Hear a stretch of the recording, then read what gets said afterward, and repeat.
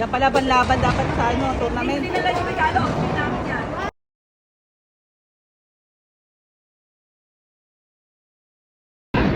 Tayo.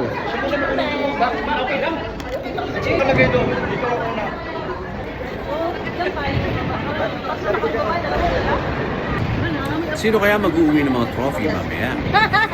Ready na, ready na?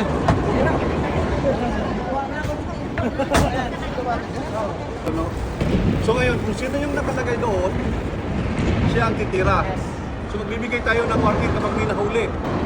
Nagpa-practice na si Karen. Umanda kayo. Ayun, nakakaya ka rin, bagsak lang. Pak, nerd. At nagpa-practice na nga rin ang ibang team habang naghihintay.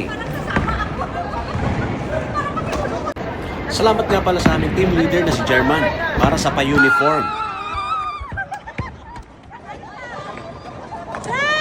Strike na sana, kaya lang naalog lang yung isa. Sumusunod ang 238. Team Munich, 244 na. Tapos na ang first round, kaya kainan muna. Gutom yan? Para may lakas sa second and third round.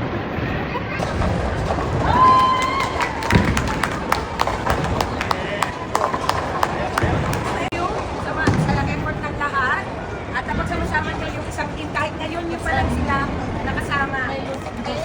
So, Ito ang mga team leader para sa kanilang Certificate of Appreciation. At ito naman ang mga best of the best. ito yan. Sara na ako, Galing naman. Sana all. Congratulations, guys.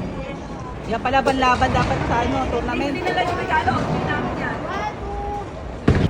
With a total score of 1,604.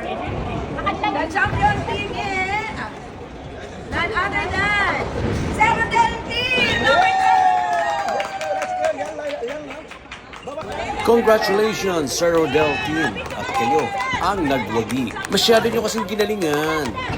Thank you for watching, guys. God bless you. Chuk chuk mua mua. Bye-bye.